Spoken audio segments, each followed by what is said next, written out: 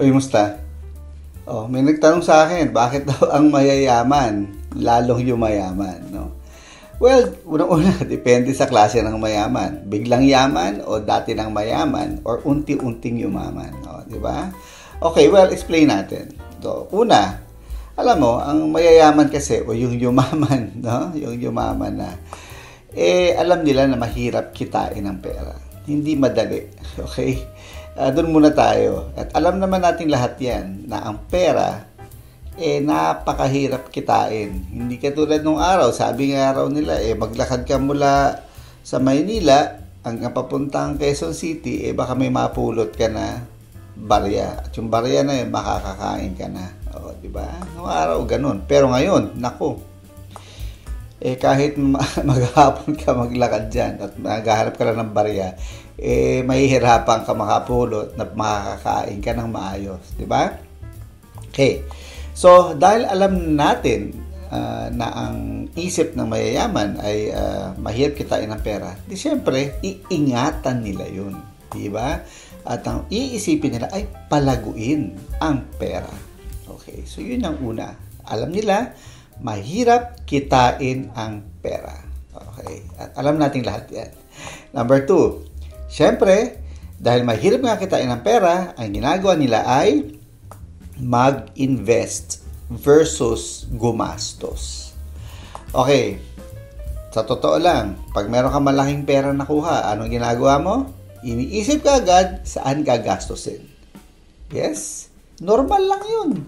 Pero, ang mayayaman, hindi yan yung matipong nakakuha ng 1 million ngayong araw na to.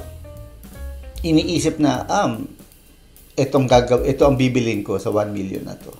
Hindi. Ang iniisip nila, paano kaya i-invest ang perang ito, ang 1 million na ito, para mas lumago or tinatawag na at least retention of wealth, no? Yung nandun lang, hindi mawala sa'yo. Okay, bibigyan kita example. Kung nakakuha ka, let's say, ng doon na tayo sa 1 million pesos, no? Ang utak ng karamihan is that maging one day millionaire at gastos, ubos na yan kinabukasan. Ang ginagawa naman ng mayayaman, okay, ay mag-i-invest sila. Ito, bigyan kita ng trick paano gumastos. Di ba? Ma-enjoy mo yung pera mo. So, yung 1 million, let's say, merong bibili dyan ng relo. Yung mamahaling relo. At hindi labas na mamahaling relo. Yung relo na, let's say, may gold. Okay? Marami naman dyan na hindi naman katulad ng mga brand na Rolex na million kagad, no? Actually, may Rolex naman na mura lang, mga 200 plus thousand, ganyan. Pero Rolex pa rin, no? Yung mga Cartier, mga branded na medyo talagang, alam mong, investment siya.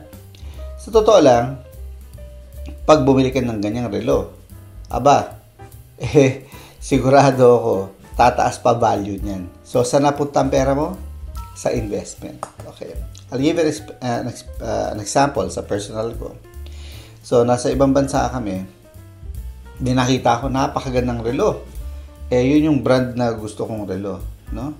Sa bansang ito, mura ang mga relo. Okay? Natotoo hindi ipitsugin. So, anyway, nung nakita ko relo na, una kong ginawa, pumunta ako online. Ayan na. Check ko kagad, magkano kaya ang halaga ng relo na to online? So, nakita ko na ang online mas mahal versus do sa relo na nakita ko sa store. Okay? So, obviously, binili ko yung relo. Okay, ano ang halaga niyan? Hindi yung amount, pero ano yung nakuha ko. Sa oras na yun, kumita na ako. Okay? Sa totoo lang, parang kumita ka na. Kasi, let's say, I saved 80,000 pesos. Diba? Kinita ko na yun. Wala pa yun doon sa value na habang tumatagal, umaakyat yung value ng relo na yun. Nakakita niyo? So, instead of just a gastos, it became an investment. So, ang pera, nasaan? Nandyan, nasa akin pa rin. Diba? Kasi it's in a value. Okay. Number 3. Nasabi ko ito sa ibang videos, paulit-ulit ko sinasabi, ang utak nyo dapat is to invest than to save. Okay lang mag-save kasi for emergencies, etc. No?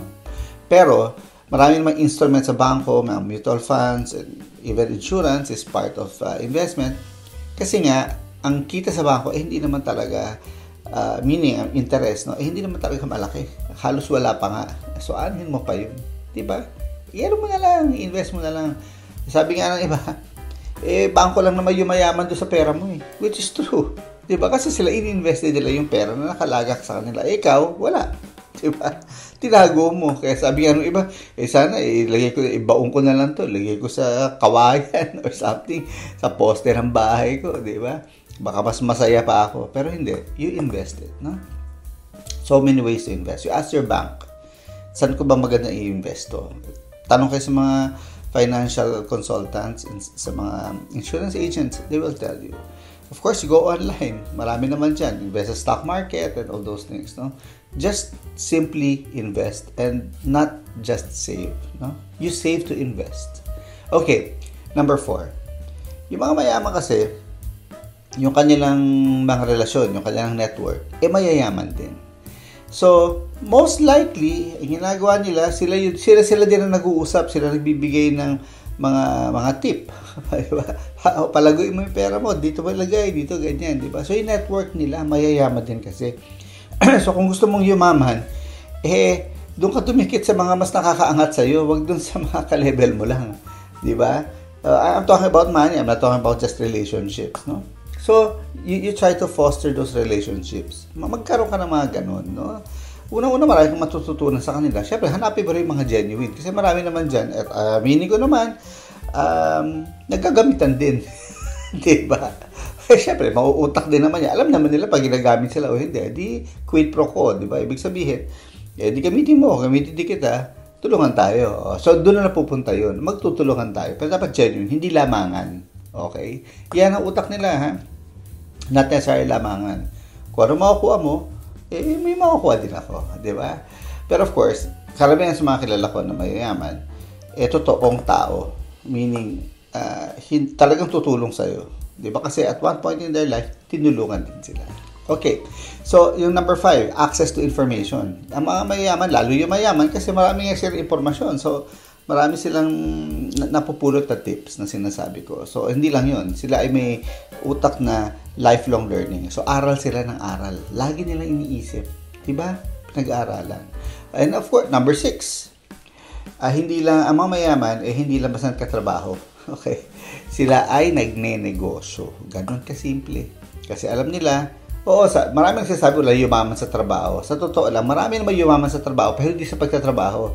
Dahil na-invest sila na maayos yung pera nila at nagnegosyo. Okay, let's say, katrabaho ka pa ngayon, syempre, outside of your time ng pagtatrabaho mo, nagnegosyo ka. Kahit maliliit lang. Ang importante doon yung training. Hindi naman importante one time, big time ka agad. Walang ganun. Lahat pinaghirapan ng kanilang negosyo. Okay, so yun ang gawin natin. Diba? So, chill lang sa pagnegosyo kung nagsa-start ka pa lang. Okay? And, sa akin, karamihan ng kilala ko mayayaman. Alam nyo bakit sila mayaman? Alam nila ang value ng totoong tao at ang value ng pinanggagalingan na lahat ng yaman sa mundo. Saan? Sa Diyos. Yan. Because they pray a lot. And they have faith in their prayers. At alam nila na ibibigay sa kanila kasi alam nyo, bigyan ko yan ng secret tip. Once alam nyo, once i-accept nyo sa buhay nyo, na ang source of abundance in this world is actually the giver of life, which is God, then you know, He will open all the doors of opportunities at tiyak, malilinya ka rin sa mga mayayaman. At sana, pag yumaman ka na at mayaman ka na ngayon, itulong mo naman yan. No? Huwag sarilinin kasi walang fulfillment doon. Okay? So I hope naka-impart ako ng magandang aral sa inyo na bakit ang mayaman ay lalo yung mayaman ay dahil sa